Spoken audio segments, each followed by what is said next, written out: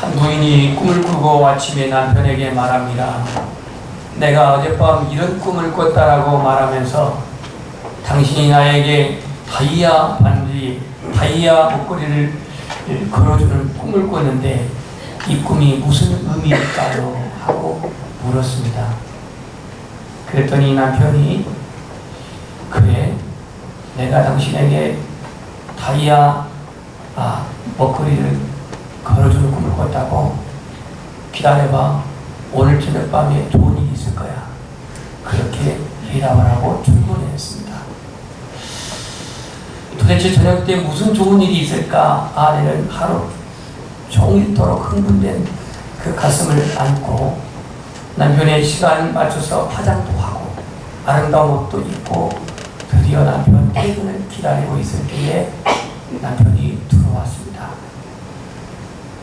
이 아내의 관심사는 남편의 손에 무엇이 들려있는지 거기에 초점이 맞춰 있어서 보고 있는데 빈손이 아니고 손불구름이가 예쁘장하게 이렇게 포장되어 있었습니다. 가슴이 쿵쾅거리면서 진짜 어저께 밤에 꿈꾸면 현실일까? 내 생에 다이아 목걸이를 거는 것인가? 그러면서 뭘 이런 걸 다 갖고 왔냐고 하면서 괜히 좋으면서도 시큰척하면서 열어봤더니 그 박스 안에는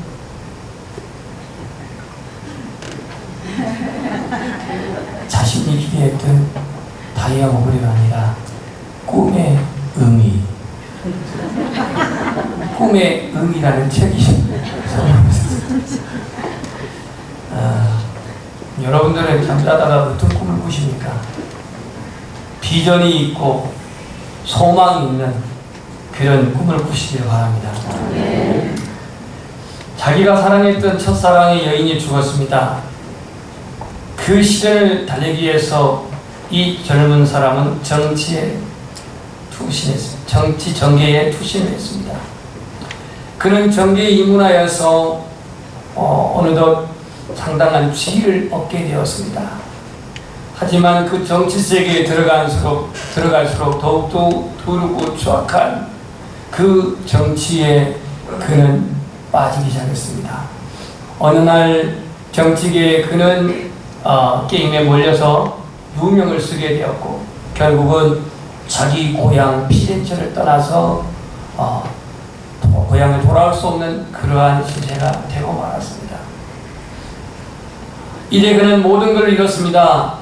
거지 같은 생활을 하면서 사랑도 정치도 실패해버리고 고독한 방랑길에 들어선 그는 어느 날 밤하늘의 별을 보고 새로운 꿈을 꾸기 시작했습니다. 여러분 실패하면 밤하늘의 별을 보세요. 아브라함처럼. 자기를 진정으로 사랑했던 여인 베아트라체라고 하는 여인이 자기를 영원한 세계로 인도하는 꿈이었습니다. 그 순간 그는 붓을 들고 작품을 쓰기 시작해서 탄생한 장편의 대서사시가 바로 단테의 신곡입니다. 단테의 신곡. 이 책에는 두 가지 키워드가 있는데 첫 번째는 첫사랑에 대한 끈질긴 집착에 관한 것이 나오고 두 번째로는 정치가의 꿈이 사라져버릴 때에 오히려 주인공을 새롭게 만들었다고 하는 이 사건이 거기에 기록되어 있습니다. 아브라함 모슬로라고 하는 심리학자는 인간이 지닌 최고의 욕망은 자기 실현의 꿈이다. 자기의 꿈을 실현하는 것, 이것이 최고의 욕망이라고 했습니다.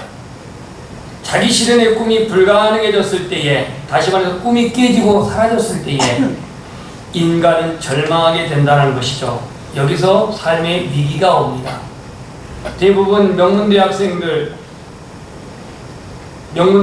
중에서도 카이스트를 다니는 학생들, 이런 학생들이 왕왕 성적 때문에 또 어떠한 그 자기 자신의 그 목표에 이르지 못했다는 것 때문에 자살하는 사람들이 아주 많습니다.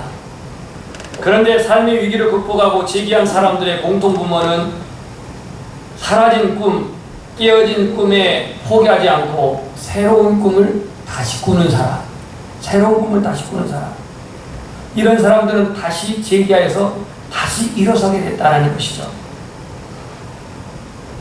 스위스의 은행장이면서 꿈을 가지고 있었던 앙리 디낭이라는 사람은 청년 실업자였습니다. 실업가였습니다. 그는 스위스 은행을 책임지는 스위스 은행장으로서 보다도 나라의 경제를 더 굳건히 서기 위해서 당시 세계의 정치적인 거장이자 강대국이었던 프랑스의 나폴레옹을 만나는 것이 그의 꿈이었습니다. 나폴레옹을 만나서 그 대국과 교류를 하고 경제협력을 하여서 자신의 개인적인 부와 나라의 어떤 기반을 튼튼히 세우는 것, 이것이 그의 꿈이었습니다. 나폴레옹을 만나는 것이 소박한 꿈이었는데 때마침 그가 경제협력 사절단의 임무를 띠고 나폴레옹을 만날 수 있는 절호의 기회를 갖게 되었습니다. 어렵게 프랑스로 이제 그렇게 출국을 하였는데 때마침 프랑스는 오스트리아와 전쟁이 일어났습니다. 오스트리아와 전쟁이 일어나면서 나폴레옹은 그 전쟁에 출전한 관계로 만나는 꿈은 사라지고 말았습니다. 그래서 그는 전쟁터로 가서라도 이 나폴레옹을 만나고야 말겠다고 하는 진념을 가지고 전쟁터에 나갔습니다.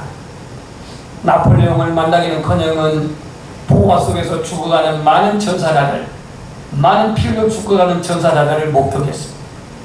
여기저기 빗발치는 총탄과 터지는 폭탄에 의해서 많은 전사자들이 생기는 그때 왕을 만날 수 있는 것은 다 온데간데 사라져버리고 황제를 만나는 꿈은 다 깨져버리고 이제는 그 전쟁터에서 이른바 위생병들과 의사들과 그 많은 상처난 전사자들과 또 그 중상자들을 치료하는 그런 일을 돕게 되었습니다.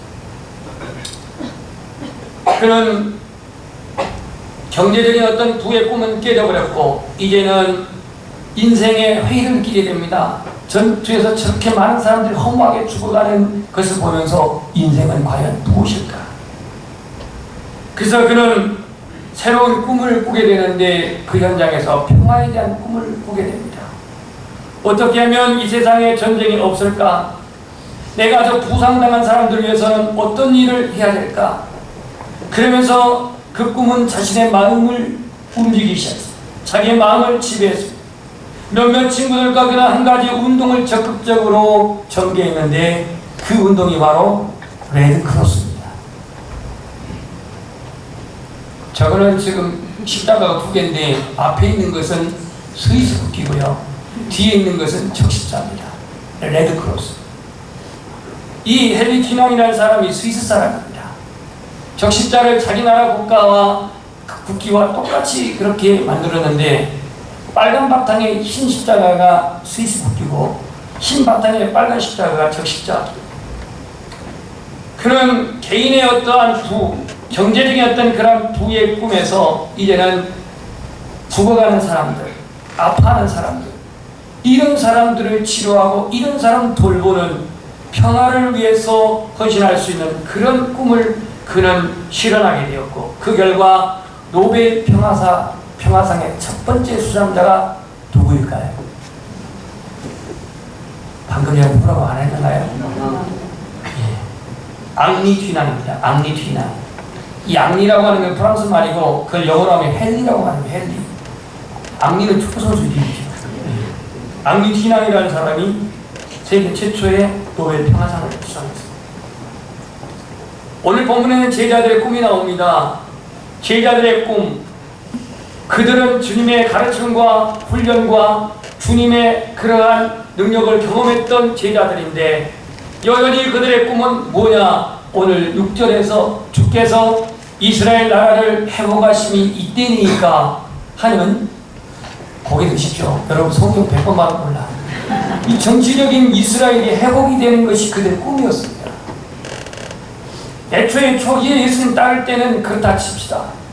그런데 예수님의 십자가 사건과 그리고 부활, 이제 예수님께서 부활하신 후에도 본문 1절, 2절, 3절 보면 제자들 40일 동안 같이 지내면서 가르치고 보여주시고 하나님의 나라를 말씀해 주셨는데 제자들의 꿈은 여전히 이스라엘 나라의 회복됨이 이때이니까? 라는 질문을 합니다. 당시에 이스라엘은 로마의 그러한 통치받고 있었고 로마의 압제 속에 있었기 때문에 이스라엘 백성 누구라면 그 압제에서 해방되고 그 가난에서 해방되고 그 정치적인 그 압박에서 해방되는 것이 이스라엘 민족이라고 한다면, 백성들이라고 한다면 가질 수 있는 꿈이라고 해도 무리는 아닙니다. 많은 표적을 행하고 이적을 행하고 배고픈 자에게 먹을 걸 주고 병든 자에게 고침을 주시고 많은 군중들이 그를 지지하고 따랐던 예수 그리스도는 자신들이 기대하는 이스라엘의 정치적인 메시아로는 자격이 있다라고 생각을 했어요. 그렇기 때문에 제자들도 예수님을 따르는 목적이 그런 부푼 꿈, 예수님이 메시아로서, 정치적인 메시아로서 그가 등극할 때에 우리도 한 자리 얻겠다라고 하는 그런 기대와 그러한 꿈을 가지고 따랐던 게 사실입니다. 심지어 예수님의 그 친척벌에 있었던 야고보와 요한은 아주 대놓고 드러내놓고 주님이 영광 중에 그 이르렀을 때 우리를 오른편 왼편 자리에 앉게 해달라고까지 청탁을 했던, 어머니까지 데려와서 청탁을 했던 제자들의 모습을 보면은 제자들은 주님을 따라다녔지만 저마다 동상이몽의 꿈을 가지고 예수님이 정치적인 메시아가 되기를 바랬습니다. 그런데 그들은 기대와 그러한 꿈과는 달리 어느 날 예수님은 십자가에 맥없이 허무하게 돌아가셨습니다. 예수님이 죽으신 날은 제자들의 꿈이 깨진 날이었습니다. 예수님이 죽는 날은 그들의 모든 기대가 다 무너지는 날이었습니다. 그래서 그들은 335 고향으로 돌아갔습니다. 누가복음 24장에도 보면은 엠마오로 가는 두 제자들이 얼마나 무거운 발걸음하고 실망하고 낙심하고 가는 제자들의 모습을 우리가 상상할 수 있습니다. 그러나 예수님이 부활하신 후 제자들을 만났을 때에 그들은 다시 한 사람 한 사람 모여들기 시작했습니다. 예수님의 십자가 죽으심으로 제자들은 개인적인 사심, 개인적인 그 야망의 꿈이 깨졌다고 한다면 예수님의 부활로 말미암아서 그들은 새로운 꿈을 가져야 했습니다. 하지만 오늘 예수님께서 너희들에게 예루살렘을 떠나지 아니하고 그 기다리는 약속하신 것을 기다리라고 말씀을 하시고 너희들이 성령의 세례를 받을 것이라고 이렇게 말씀하셨는데 제자들의 답변은 그러면 그때가 이스라엘 나라 회복하는 날입니까? 이 질문을 합니다. 초기 때는 믿음이 없어서 그렇다 치고 초기 때는 훈련이 덜 돼서 그렇다 치고 이미 예수님은 십자가 사건 이후에 부활하여서 부활의 증거를 보여줬고 같이 떡을 먹고 잔을 마시고 함께 친겨있던 그 주님, 여전히 그들의 꿈은 이스라엘 정치적 회복의 질문을 하고 있습니다. 여러분은 이 질문 앞에서 무슨 생각을 합니까? 여전히 우리는 예수를 믿는다고 하지만 자기중심적인 사고의 틀에서 벗어나지 못하고 있어. 예수를 믿고 하나님의 나라를 구한다 하지만 여전히 내가 세상에서 얻을 명예, 세상에서 얻을 인정, 세상에서 받을 그러한 어떠한 축복, 이와 같은 것에 기대를 가지고 있어.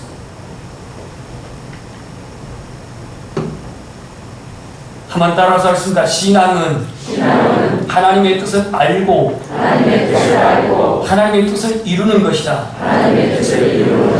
우리 신앙의 목적은 하나님의 뜻을 알고 하나님의 그 뜻을 순종하는 것이 우리의 신앙의 표대입니다. 신앙을 빈자로 해서 자신의 이득이나 가족의 형통만을 구하는 것은 이건 기복신앙이지 신앙의 바른 목적이 아닙니다. 우리는 주님을 믿고 있지만 여전히 땅에 있는 이익과 유익에 집착하고 사는 것이 우리들의 모습이고 눈에 보이는 것, 손에 잡을 수 있는 것에 미련을 느끼고 다른 사람 위해서는 명예를 갈구하는 것, 성령 받고 변화되기 이전에 제자들의 DNA가 오늘 우리 안에 그대로 있습니다. 제자들의 질문은 주님이 사망을 이기고 부활하신 권능과 능력으로 우리의 조국에 해방할 날이 이제야 이른 겁니까? 하나님의 나라 관심 없어. 이스라엘 나라가 회복됨이 이때니까라고 다시 질문을 합니다. 이와 반대로 주님의 꿈은 뭘까요? 주님의 꿈은 하나님의 나라입니다. 아멘. 하나님의 나라. 주님의 꿈은 하나님의 나라. 3절을 읽어보겠습니다. 시작.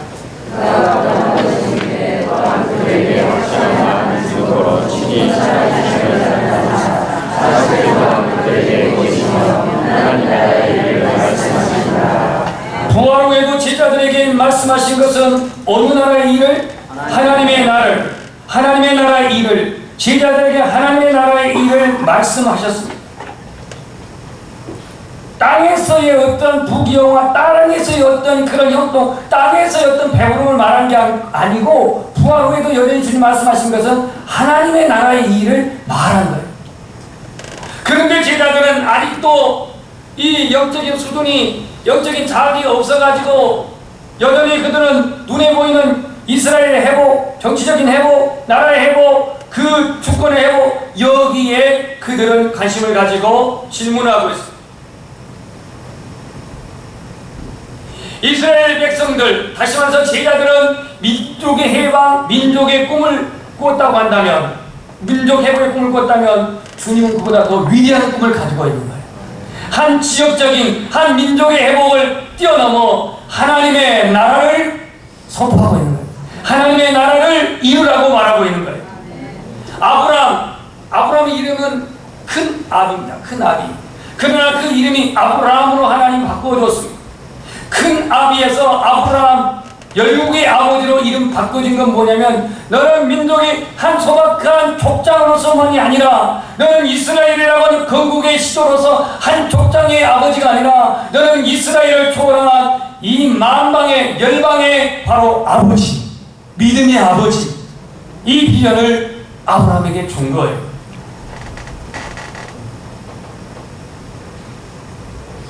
오늘 우리에게 주님 주신 꿈은 뭡니까?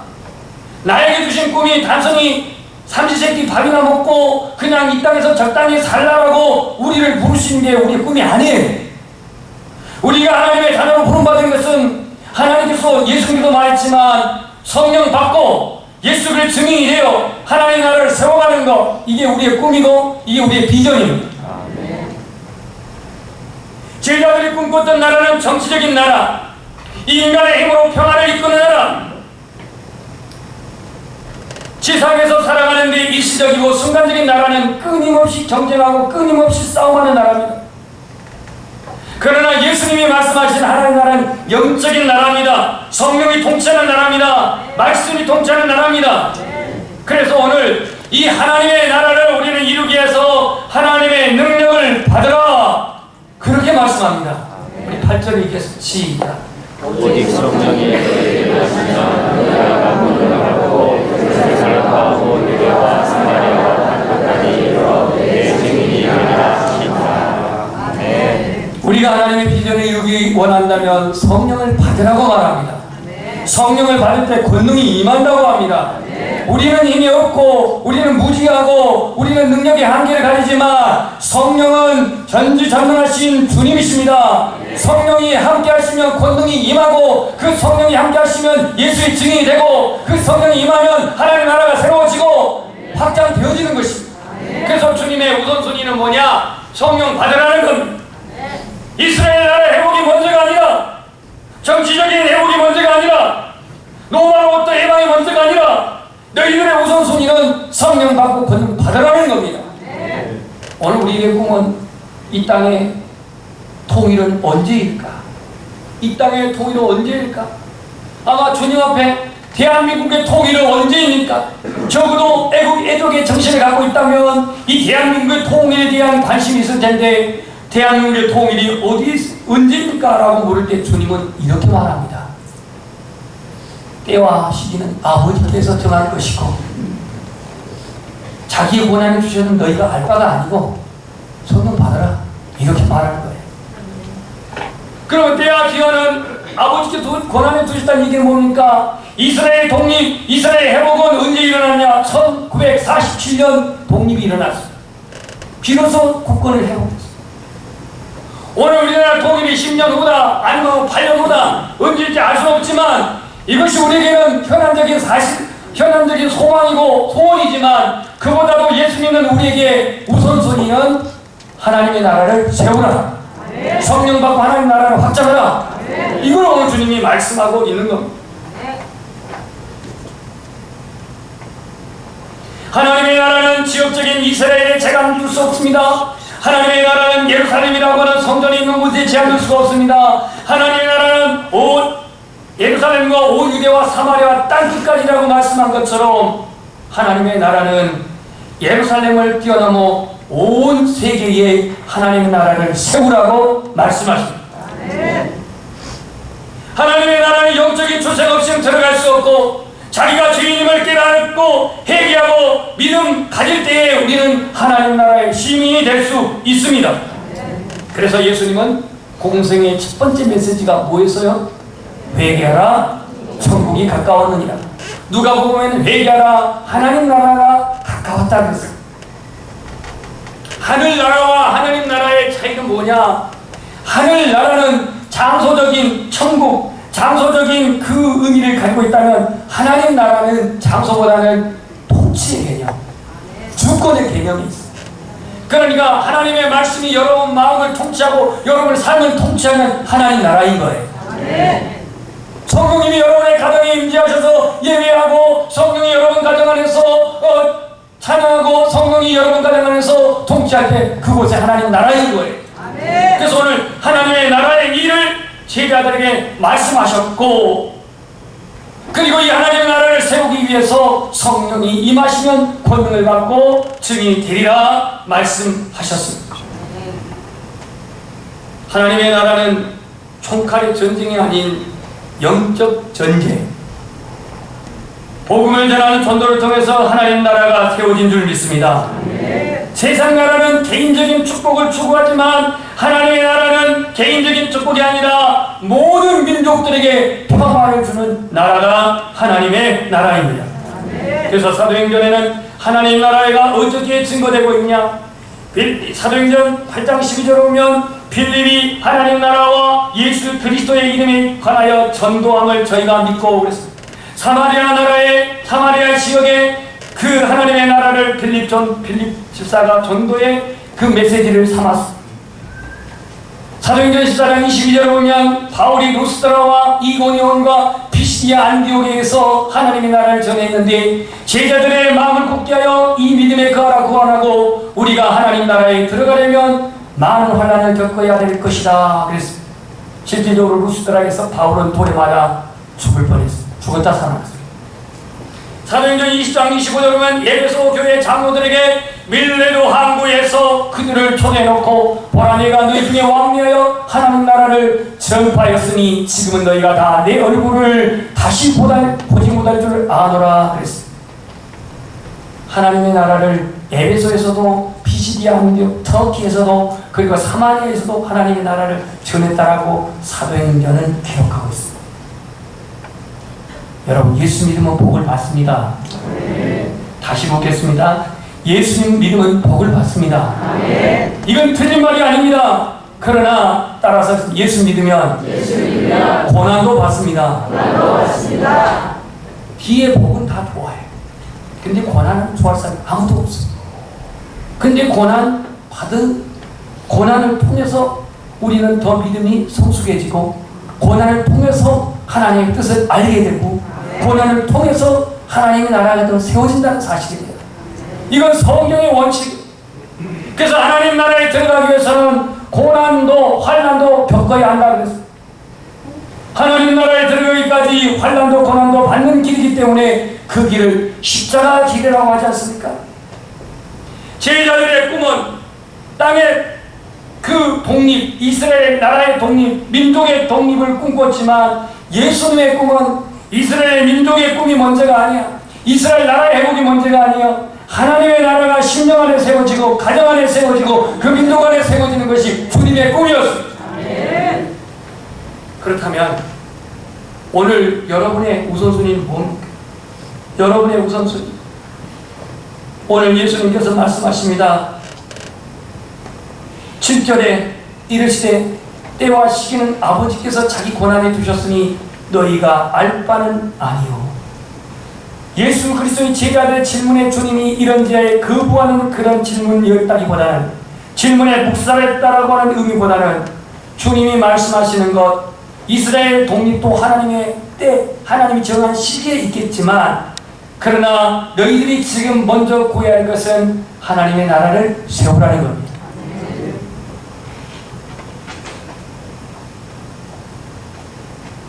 오늘 우리나라의 국정교과서 문제로 극한 비례를 이루고 있습니다. 부패한 정치인들은 늘 캐캐묵은 이념론을 내세워가지고 국론을 양분시켜서 선거판에 자기의 기득권을 챙기려고 하는 수습. 선거 때마다 꼭 등장하는 것은 이때쯤은 꼭 이런 사건이 나옵니다. 언제 국정교과서 얘기나 했나요? 조용하다가 선거 때가 되니까 이걸 내세웁니다. 야당 입장에서는 아버지 독재 정치와 5.16 쿠데타를 이화시켜서 유신 정치를 합법화하려고 하는 꼼수라고 비판하고 있고, 여당 입장에서는 지금의 교과서가 전부 다 좌편향적인 그러한 사고로 써있기 때문에 이걸 뜯어 고쳐야 된다고 말합니다.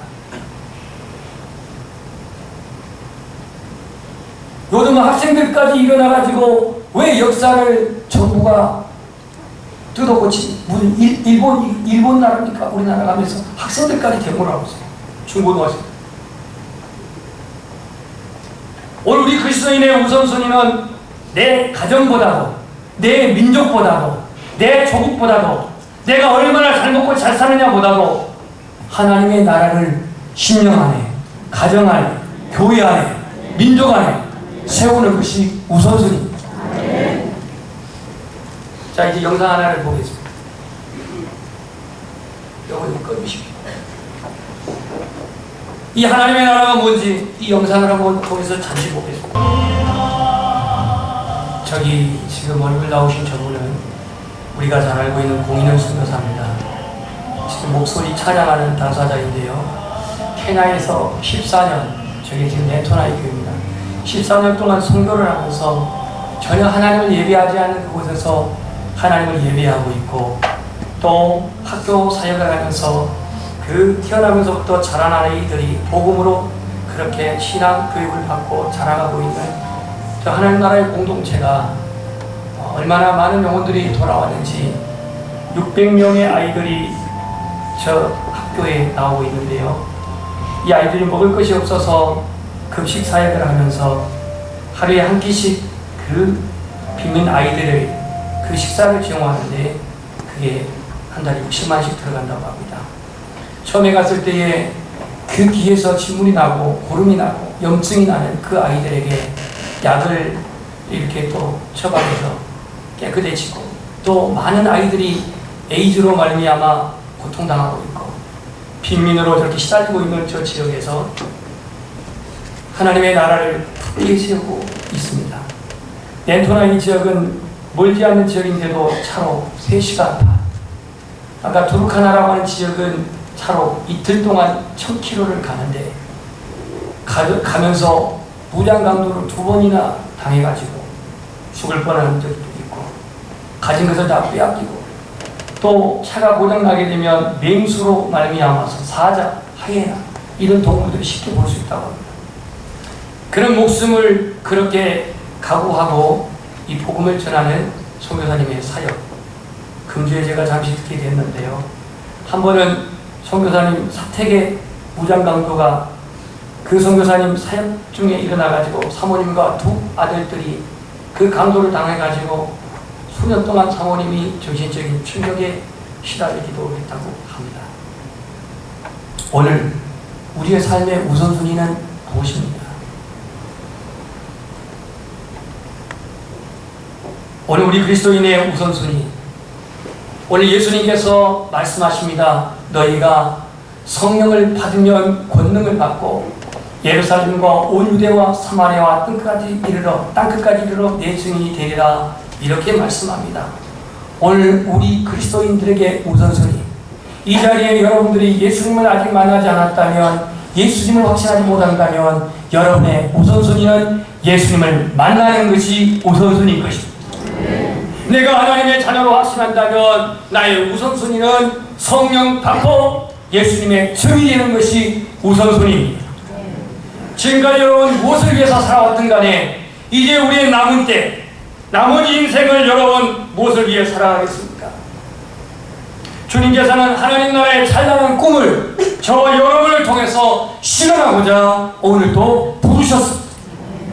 그 하나님의 찬란한 꿈을 우리가 감당하기 위해서는 성령을 받으라고 말씀하십니다. 오늘 저와 여러분이 다시 성령을 갈망하시기를 소원합니다. 성령의 체험이 있기를 소원합니다. 스가랴 4장 6절에 보면은 힘으로 되지 아니하고 능으로 되지 아니하고 오직 나의 영으로 나의 성령으로 되느니라고 이렇게 말씀하십니다. 주님의 오늘 분부하신 명령, 너희는 같이 한 자리에 모여라. 예루살렘을 떠나지 말라. 약속하신 것 성령을 기다리라. 저와 여러분의 오늘 우선순위가 주님이 약속하신 이 성령을 충만히 받아서 이 시대에 하나님의 나라, 남은 생에 하나님의 나라를 세우는 주인공으로 우리 모두가 쓰임받기를 주님의 이름으로 축원합니다.